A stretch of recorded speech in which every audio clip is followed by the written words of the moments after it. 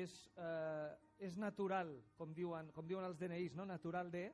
És natural de Mataró, però porta molts anys aquí. Porta molts anys vinculat a Sant Cugat, està enamorat de Sant Cugat i jo diria que enamorat d'una santcugatenca, segurament. Sí, bàsicament això, enamorat d'una santcugatenca que em va portar aquí. Que et va portar aquí, és a dir, fruit de l'amor, un home que arriba a un territori. Ella és la Emma Vilarassau, és una actriu que coneixeu també molt bé. Són una parella fantàstica i són actors tots dos.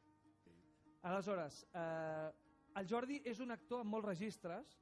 Jo et demanaria que ens diguessis de tot el que has fet, que n'has fet moltes coses, ens has fet plorar, ens has fet emocionar, però també ens has fet riure. I últimament ens fas riure molt amb Espalmalot, no? Sí. Quin és el registre com a actor en el que et trobes més còmode o que et trobes que és més agraït, Jordi? Jo, la comèdia.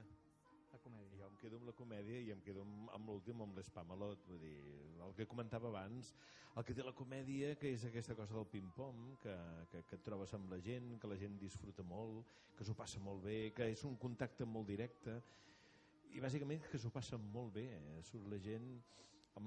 L'exemple més clàssic, el millor que tenim ara és el Gàrric, no? Del tricicle, que són els 3 metges de la risoteràpia i que han muntat un espectacle perquè han comprovat que riure fa molt bé a la gent i la gent es troba molt bé, es troba més sana, higiènica, és fantàstica. O sigui, la comèdia per mi és el millor registre de tots. El món del drama, el món de la interpretació més subtil, és molt subtil, no? És a dir, al final... És més íntim. És més íntim. La gent surt del teatre que diu m'ha agradat aquest actor, ho ha fet bé. Exacte.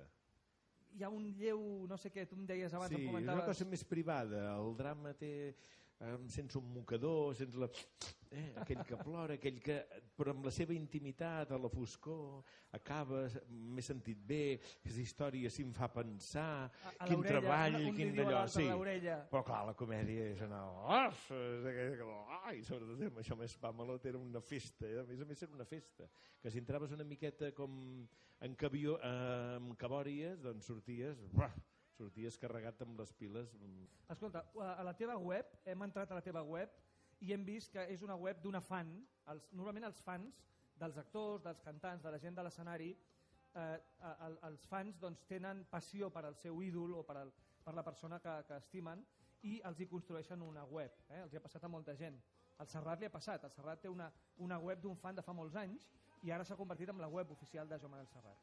Tu tens alguna cosa així i tu li vas dir a la teva fan, escolta, m'has fet una feina magnífica, no? Sí. Dic, escolta, que sigui la web oficial, i em va dir, no volia aquesta responsabilitat, i clar, la vaig entendre, vull dir, potser un bon dia em dius que s'ha acabat la web. I per això diu la pàgina autoritzada, i doncs, escolta, autoritzada per tu. Sí. Doncs hem llegit a la pàgina autoritzada, que us convido a visitar-la, hi ha un apartat de novetats, no?, constants. Hi ha una novetat molt constant, que em sembla que està datada del 6 de juny, és a dir, fa 4 dies, que diu exactament que es va presentar una sèrie que acabeu de rodar a la Seminci, no? Al Festival de Cinema. La sèrie aquesta... Una sèrie en Dagoll de Gom, una sèrie en Bozzo... Exactament. Això és l'última feina teva? Sí, s'acabarà de gravar el 20 de juliol i es pensa emetre per TV3 pel setembre, si tot va bé, i es diu La Sagrada Família. Escolta, normalment els actors catalans o alguns actors catalans han hagut d'emigrar a Madrid moltes vegades perquè es diu que a Madrid hi havia més possibilitats, hi havia més oportunitats, hi havia més indústria, no? Exacte. Però l'Emma i tu no, heu estat fidels a Catalunya, heu estat fidels a Sant Cugat en aquest cas. Com us ho heu compaginat això de poder mantenir-vos aquí i moure-us tranquil·lament per al territori, no? També hem arreplegat una època que les coses es van encarrilar bastant bé. Vull dir, quan vam entrar al Teatre Lliure tenia una dinàmica de producció que anava fent tot l'any. Vam tenir la sort de ser estables una miqueta dintre del Teatre Lliure. I el temps de començar al Teatre Lliure l'any 83, al poc temps va començar a TV3. 83 just, arrenca. Sí, i TV3 es comença a plantejar el que són sèries dramàtiques, va trigar una miqueta encara, Posa-li que va trigar 8-9 anys, i també va obrir també un altre mercat, i això va fer que no tinguessis tant necessitat d'haver d'anar cap a Madrid. Ara, si tu volies fer cinema tenies que anar a Madrid.